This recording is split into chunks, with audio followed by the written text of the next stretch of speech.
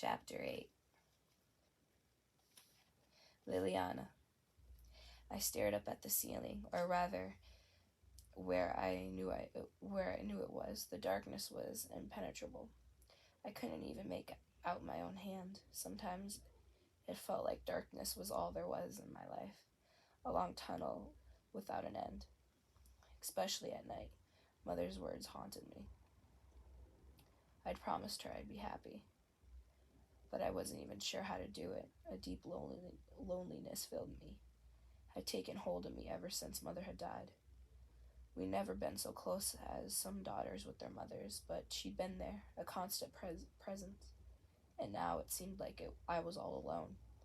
Of course, there's Fabi, but he was young and would soon be involved in mob business. And Father, right now, being here in the Hamptons, me happy, made me happy, but it was a temporary thing.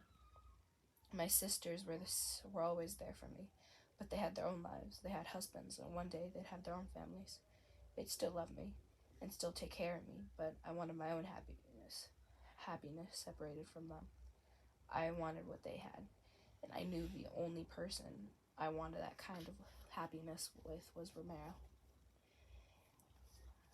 He had been watching me differently this summer, and the past years his expression made it clear that I was nothing but a girl to him, someone to protect.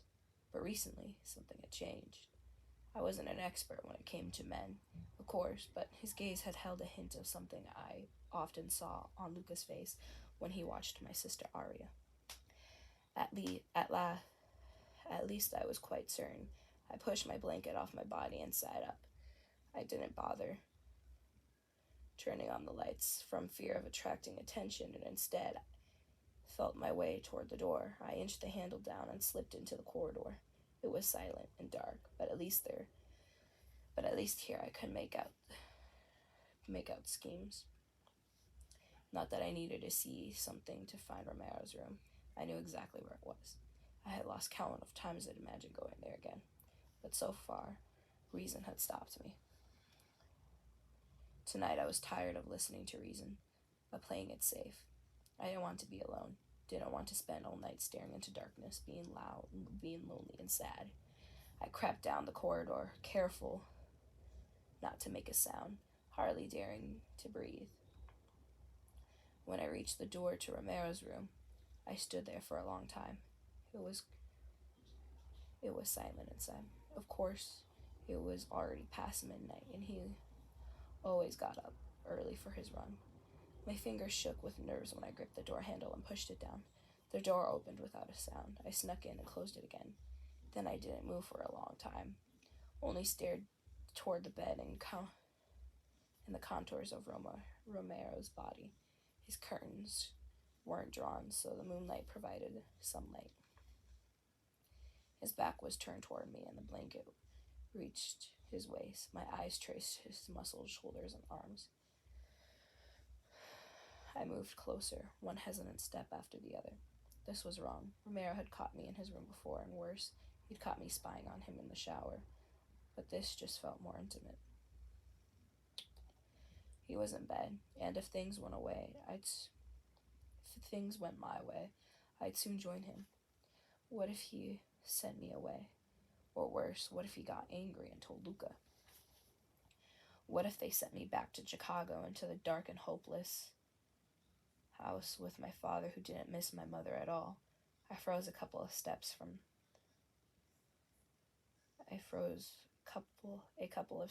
the bed. My breathing had quickened as if I'd exerted myself, and my hands were clammy. Maybe I was losing my mind. I was trying to tell myself that I was doing this because Mother had wanted me to be happy, but maybe I was just using that as an excuse for my insanity. I'd wanted Romero long before Mother had ever said anything, and had even tried to kiss him long before her death. I shook my head, getting mad at myself for overthinking everything. There had been a time when I'd done whatever I wanted as long as I felt like it. I took another step toward the bed, but I must have made a sound without noticing it because Romero's breath changed and his body tensed. Oh no, there was no going back now.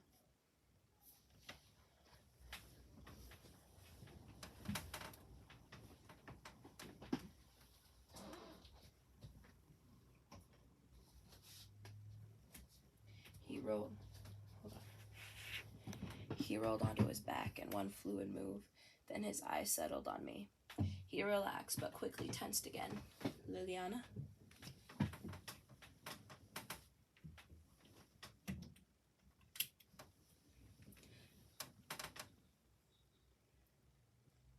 I didn't reply.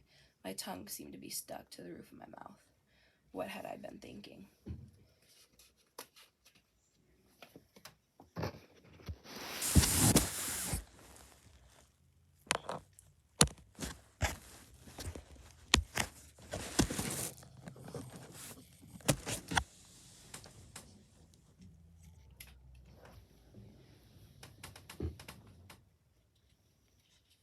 Romero swung his legs out of the bed, and he sat on the edge for a moment, silently watching me. Could he see my face? I probably looked like a mouse trapped by a cat, but I wasn't afraid, not one bit. If anything, I was embarrassed and strangely excited. I was a twisted and sick mouse. That much was sure. He stood, and of course, my eyes did a quick scan of his body. He was only wearing boxer shorts. He looked so good to be true. Like he stepped right out of my dreams. It was embarrassing to think how often I dreamed of Romero and all the things I wanted to do to him. Lily, what are you doing here? Is everything okay? There was worry in his voice, but there was also something else, something I'd heard when he'd caught my spying on him in the shower. It was something darker and almost eager. My stomach fluttered with butterflies, and I took a step in his direction. I wanted to fly into his arms, wanted to kiss him, and so much more. Can I sleep with you? The words shot out, just like that, and once they were out, I couldn't believe I'd said them, especially since they could easily be taken the wrong way. Romero froze. Silence stretched out between us. I was sure it would crush me any second. I took another step in his direction. I was almost in arm's reach now. The sound of Romero's breathing was incredibly loud. I could see his chest heaving. Was he angry? This isn't something you should joke about, he said quietly. It's not funny. He was angry. Maybe I should have taken the hint and turned on my heel to leave his room. But like Gianna, I had never been very clever in situations like this. I wasn't joking, and I didn't mean it like that, I whispered. I wanted to sleep in your bed. Just sleep. For now, I wanted more than that, eventually. Liliana, Romero murmured. Have you lost your mind? Do you even realize what you're saying? Fury rose up. Everyone always thought I was too young, too naive to make female decisions. I knew exactly what I was doing. I doubt it. I know exactly what I'm saying. I doubt it. I bridged the distance between us until our chests were almost pressed against each other. Romero didn't back away, but he braced himself. Every night I felt his darkness is swallowing me whole, like my life is spiraling out of control, like there's nothing good in my life. But when I think of you, those feelings disappear. I feel safe when I'm with you. You shouldn't. I'm not a good man. I'm not by any standards. I don't care about good. I grew up in this world. I know how things are, and I'm fine with it. You don't even know half of it.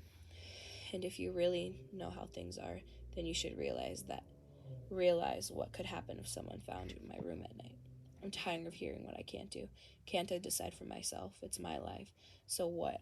So why can't I make decisions? Romero was quiet for a moment before he said, Of course it's your life, but your father has certain expectations of you.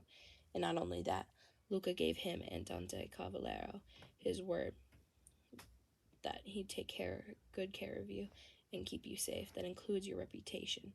If someone told him you were in my room right now, that could mean war between the outfit and New York. This isn't a game. This is too serious for you to play around. I'm not playing around. I'm so lonely, Romero, I whispered.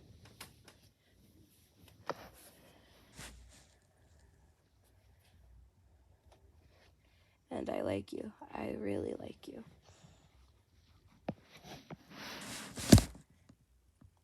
I whispered. And I like you. I really like you. There was an understatement. That was an understatement. I only want to be close to you. You kiss me back, and I know how you've been looking at me. I know you are interested in me. He didn't say anything. Doubt warmed its way into my brain.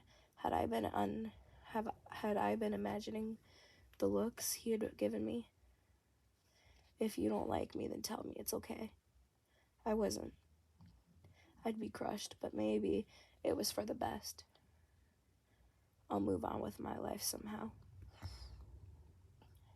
Fuck, he murmured, turning away from me and leaving me to stare at his back. If I was a good guy, I'd tell you exactly that. I'd fucking lie to you for your own good, but I'm not a good guy, Lily. Relief flooded me. He hadn't said that he didn't like me. I'd read the signs right. God, I could have screamed with joy. I rested my palms against his bare shoulder blades. His skin was soft except for a few small scars, but they made him only more desirable to me. They flexed under my touch, but he didn't step away. So you're interested in me, and you like me? Romero let out a harsh laugh. This is crazy. Just tell me, do you find me attractive? He turned around. I wasn't quick enough to pull my hands away, so they now rested against his chest. That felt even better.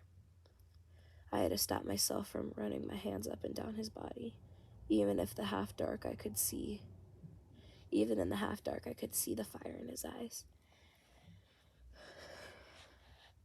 He scanned me from head to toe. I was only wearing pajamas, shorts, and a tank top, but I wasn't even embarrassed. I wanted Romero to see me like that. Wanted to get a reaction from him. Lily, you are stunning. Of course I find you attractive. Look at you. You're too fucking beautiful for words. My lips parted. That was more than I dared to hope for. I moved even closer and peered up at him. Then why do you keep pushing me away? Because it's the right thing to do, and because I know the risks. Isn't it worth the risks? Romero stared down at me with such intensity that I couldn't help but shiver. He didn't reply. He gripped my hips and pulled me closer, pulled me against him before his lips came down on mine. I opened up without hesitation, eager for that kiss, eager for his closeness. His tongue plunged into my mouth. There was no flicker of hesitation or doubt in his kiss. I moaned. This was so different from our first kiss. More intense. He kept the back of my head, guiding me the way he wanted. I could hardly keep up, stepping on my tiptoes and leaned against him as I gripped onto his shoulders for balance.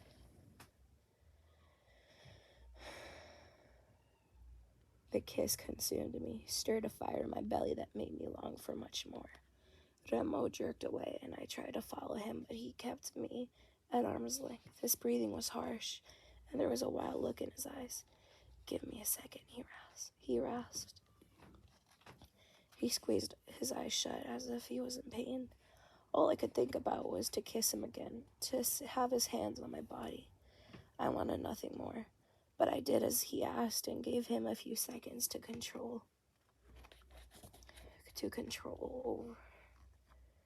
control over himself. Eventually, he opened his eyes again. The wild look was gone and was replaced by something more controlled. His grip on his shoulders relaxed, and his thumbs lightly stroked my skin. I wasn't even sure he noticed. The light touch raised goosebumps of delight all over my skin. I waited for him to say something, but also feared what he would say. One of his hands traveled up to my cheek. You should leave now, he said quietly. I froze. You're sending me away? Hesitation flickered across his face. It's for the best, Lily, believe me. I took a step back. I wasn't going to beg him. If he didn't want me to spend the night, then I'd have to accept it. Okay, good night. I turned around and hurried out of the room. I hardly paid attention as I crossed the corridor toward my room. I'd put myself out there today. I'd risked everything to get what I wanted. I wouldn't do that again. I had a huge crush on Romero, but I also still had my pride. If he didn't want to risk this, then I'd accept it. I closed the door and crept back into my bed. Like before, the darkness closed in on me. It was too silent in my room, too lonely and empty. Even the memory of the kiss Romero and I had shared couldn't cheer me up. Not when it was probably the last time I'd kiss Romero. It took me a long time for me to fall asleep, and then Mother's pale, unhappy face haunted my dreams. Romero and I barely looked at each other the next morning. I didn't seek his closeness like usual. I tried to avoid his eyes as much as possible, but a few times I found him stealing glances my way. I wasn't sure what they meant, but I was glad that he and I didn't get to spend time alone together. Of course, he was almost always around. It was difficult to avoid your bodyguard, but I did my best to focus entirely on my sisters, to enjoy my time with them. Romero. It was way past midnight when I headed from my room. Luca, Matteo, and I had played cards until an hour ago.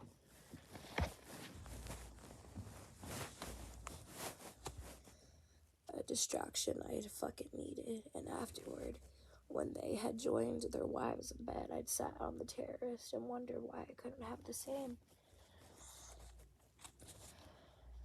The noise made me pause. My hand went to my gun as I followed the sound toward Lily's door. She sounded like she was in distress, mumbling in her sleep and crying. I checked the corridor, but I was alone. Everyone was asleep, or at least busy behind closed bedroom doors. I pushed the door open and slipped in. It took my eyes a moment to get used to the darkness, which was worse than in the rest of the house.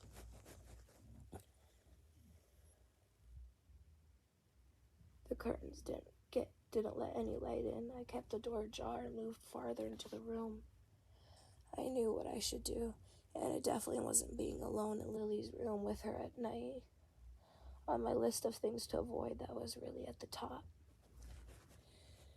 She was in obvious distress, and I vowed to protect her, but a nightmare couldn't harm her. There was no reason for me to be here, and I could have called Aria or Gianna or let Lily sleep through her nightmare, but I was a stupid fucker. When she came to my room 2 days ago, it'd taken every fucking ounce of self-control to send her away. I wanted her in my bed, and not just for sleep. When I'd first heard her question if she could sleep with me, I'd almost gotten a hard-on. I knew she didn't mean it like that. I knew she didn't mean it that way, but I never wanted to misunderstand someone more than in that night. This was messed up. I almost put my job in the Familia. I'd always put my job in the Familia first.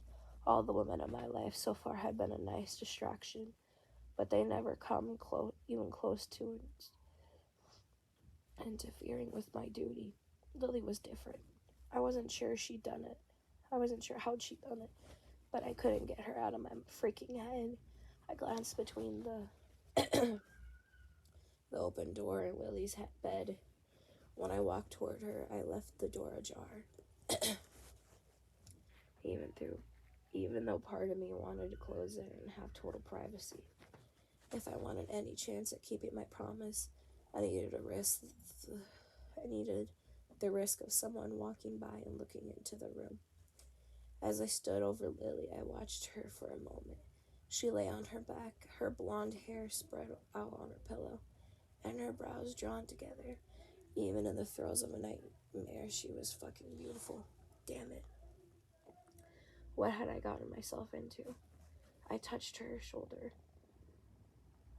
She was dressed in only a tank top, and my fingers brushed the naked skin of her shoulder, and the touch sent a freaking shiver all the way to my cock. Her fucking shoulder. Not her boob, her butt, or her pussy. I almost got a fucking hard-on from touching a shoulder, for God's sake. This was pathetic. On a whole new level. Liliana. Somehow it felt safer to use her normal name instead of her nickname. Her eyes moved under her eyelids and she stirred under my hand, but still didn't wake. I gently touched the side of her neck, feeling her pulse flutter under my fingertips.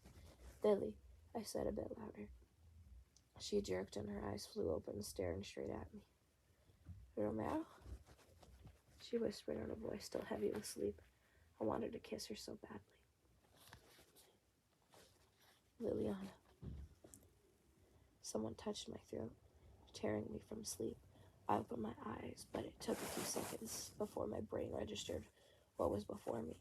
Romero? Maybe I was still dreaming.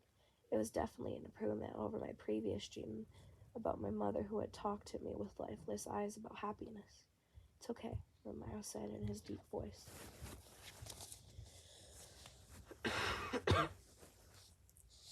I looked around.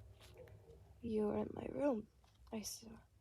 I sounded like a moron, but I was stunned. After all, he'd as good as thrown me out of his room 2 days ago, and now he stood in my own. A bit of a twist I hadn't expected. Not that I minded. Ramo's lips twitched as if he wanted to smile, but then he became serious again. Sometimes I thought he'd try to keep a smile. He tried to keep in his smiles because he worried that if he allowed that kind of emotion, all of them would come up. You had a nightmare. I decided to wake you. I nodded. He stood beside my bed, half bent over me. If I'd reached out, I could grab his neck and pull him down. My fingers itched to do just that. But I hadn't forgotten his rejection not too long ago. He needed to make the next step, and I wasn't sure if coming into my bedroom to wake me from a nightmare counted as one. I wanted it to. I just sat up, and my blankets fell down to my hips. I wore only a flimsy camisole.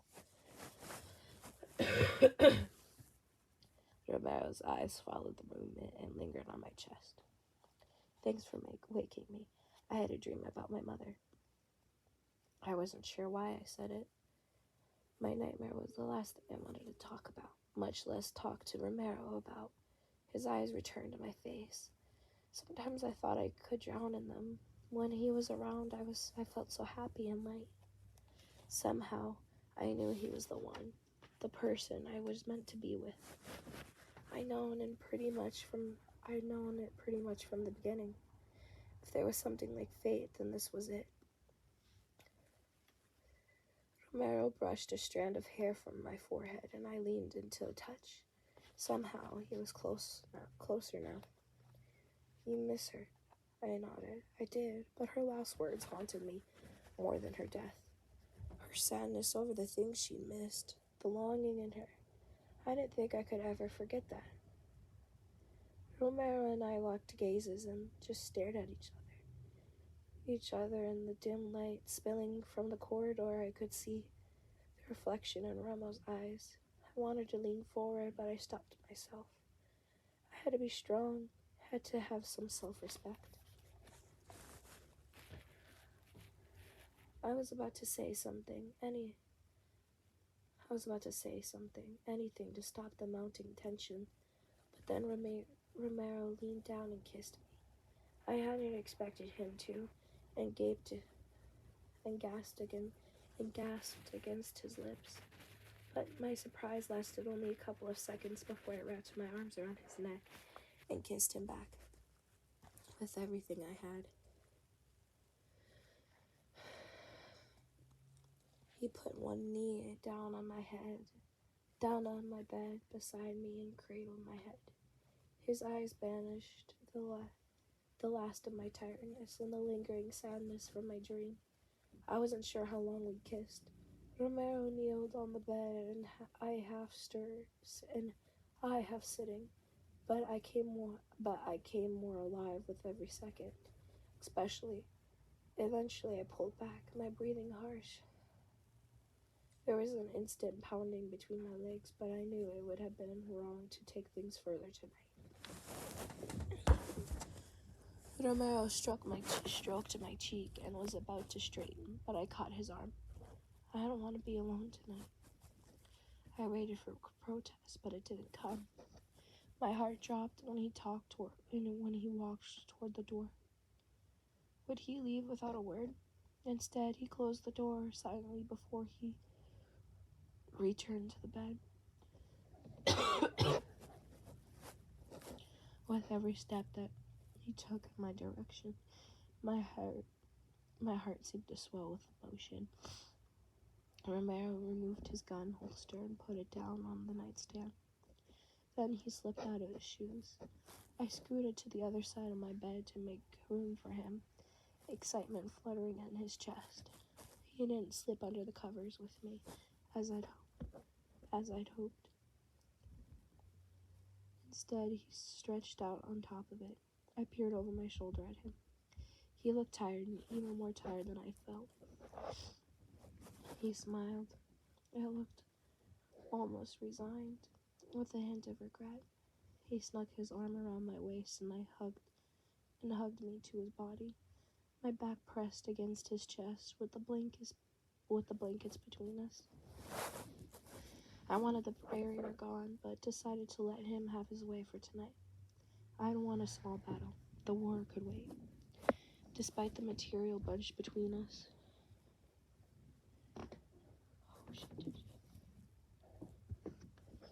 I wanted the barrier gone, I don't want a battle. Despite the material bunch between us, I was fairly sure I could feel how much our kiss had affected Romero. Smiling to myself, I closed my eyes.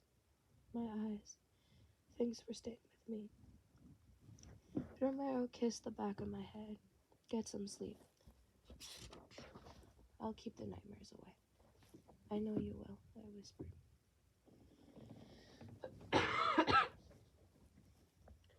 When my alarm woke me the next morning, I was alone in bed. I sat up and pressed the button that let the curtains glide open. Blinding light greeted me, and I quickly squeezed my eyes shut. When I'd finally grown used to the brightness, I looked around in my room for a sign of Romero's sleepover, but there was nothing. It might as well have been a dream. For a heart-stopping moment, I considered just that, but when I pressed my nose into the pillow, I caught his scent. Not a dream. I slipped out of my bed. Of course he didn't stay until the morning. Romero was cautious. One of us had to be. If one of my sisters walked in without knocking, which had happened before, then we could have been in huge trouble. Still, it felt like a small rejection, that he had left me without a word. Get a grip, Lily. He wanted to be careful, or I'd be sent home, and then we wouldn't get to spend any time at all together. This was a good beginning. A beginning for what? I wasn't so naive to believe that my father would accept Romero as a potential candidate for marriage. I wasn't even sure if Romero considered me as someone he'd want to marry. But I was getting ahead of myself. I wanted to take risks, enjoy life, and be happy. This night with Romero was a step into the right direction. I rushed through my shower, but I took extra care with my makeup and hair. Then I headed downstairs. I could hear my sisters already laughing in the kitchen and followed the sound.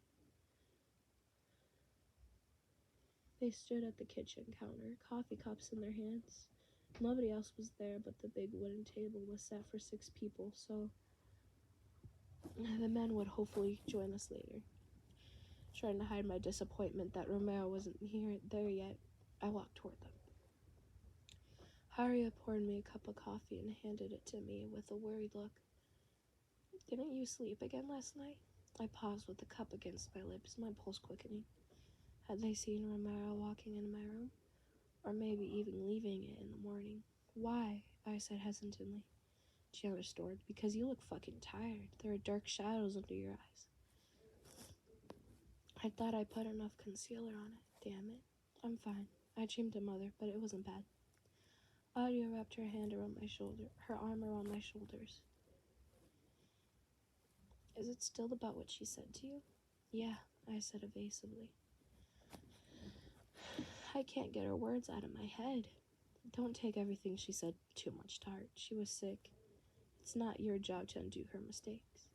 She wasn't happy at the end, but it was her own damn fault, Gianna said. Gianna, Audia said in warning. It's not like Mother tried to guilt me into anything. She only wanted me to be happy. And you're gonna be happy. We'll make sure of it. Audia squeezed my shoulder lightly before stepping back. Let's start to eat. Who knows when the men will show up? They had something to discuss. Oh? I asked nervously as we went over to the table and sat down. Business. If I was already a nervous wreck when Romero and I hadn't even really done anything, how much worse would it be once there really was something going on? Audia gave me an odd look. I suppose. It's all they ever talk about. You're acting kind of odd, Gianna said as she grabbed a Danish from the bread basket.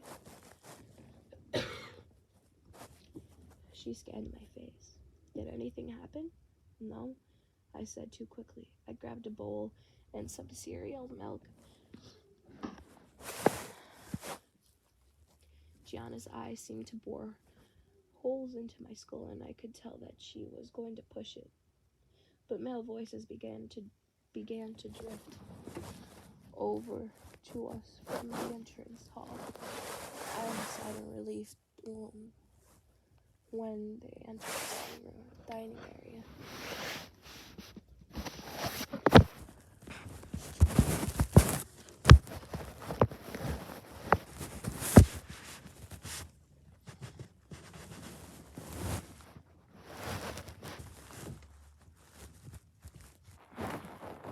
Gianna's attention moved onto Mateo, who gave her a grin. I froze as my eyes settled on Romero. His brown hair was in a slight disarray, and the white dress shirt hugged his chest in the most distracting way, but his gaze barely brushed over me as he, Luca, and Mateo headed for the table. Despite knowing that he had to act normal and not draw any suspicions toward us, his blatant refusal to look at my way sent a stab of worry through me. Things didn't improve when first Luca leaned down to kiss Audia, and then Mateo did the same with Gianna before they settled on chairs across from them. Romero gave me a small nod and a tight smile as he sank down on his chair. I grabbed my spoon and started eating my cereal. I could feel my sister's eyes on me. They knew me too well, but I wouldn't give them a chance to suspect anything. I didn't want them to have to keep a secret from their husbands, especially not.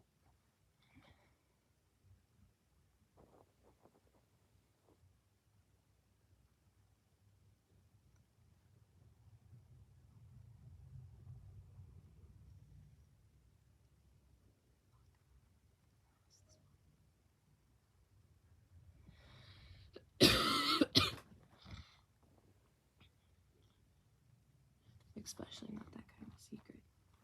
The rest of the breakfast, I made sure to keep my eyes away from Romero, regardless of him sitting opposite me, and instead talked to my sisters. Romero didn't seem to have much trouble ignoring me, that was for sure.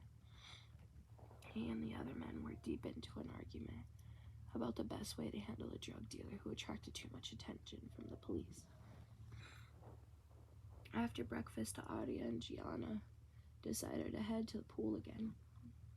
The weather was nice today. Barely a breeze and over a few white clouds adorning the blue sky. I went to my bedroom to change into a bikini, a cute pink thing with white dots with a halter top that accelerated my breast. When I stepped out of my room, I bumped into a hard chest, strong hands on my arms steady, but released me the moment I stopped swearing. I pressed a hand over my heart, not having expected someone to be in front of my door. God, you startled me, I said with a small laugh, but it died when I raised my head to Romero's face. He didn't say anything, and his jaw was locked tight as his eyes roamed my body. His lack of reaction made me feel self-conscious. I had never been around Romero half naked like this. Or any man, really. Romero had seen many naked and many women naked, and I had wondered if he compared me to them. I took a step back, my cheeks heated under his steadfast attention, and I self-consciously crossed my arms in front of my body. He checked the corridor before he moved closer and said in a low voice, You look breathtaking." Dropping my eyes, I couldn't hold back a gibe. "You didn't seem to notice at breakfast." Despite my attempt to sound flippant, my voice revealed my hurt, and it annoyed me. Romero met my gaze, expression softening. "I did notice, believe me. It's impossible not to notice. It's impossible not to, Lily," he said quietly. We were alone in the corridor and standing close enough that I could smell his aftershave. "I didn't want to ignore you, but we don't have a choice. This has to stay a secret." "This?" I asked. "What exactly is this?" We had hardly done anything yet. We'd kissed 3 times, but that was it. His shoulders tensed as if he didn't want to put a label on us. "I don't know. Maybe nothing, but I want to. But I want you, Lily. I can't get you out of my head. No matter what I do, there's always you." I exhaled. It felt as if a huge rock had dropped off my shoulders. "So it wasn't just me. You want me," I echoed, tilting my head up to peer at him through my lashes. Romero's eyes traveled the length of my body again, and it made me tingle all over. How would it feel if he touched every spot? His eyes had wandered. He let out a small, dark laugh. "Oh, yes.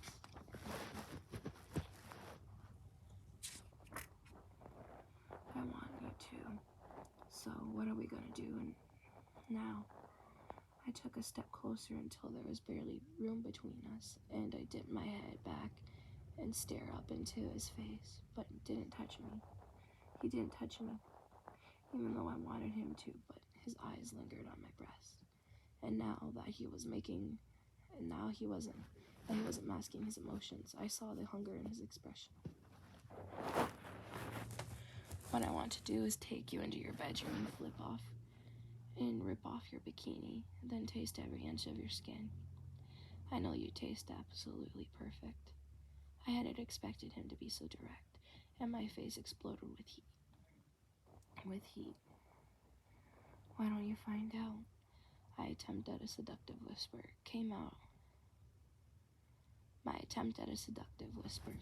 almost breathless, almost shy.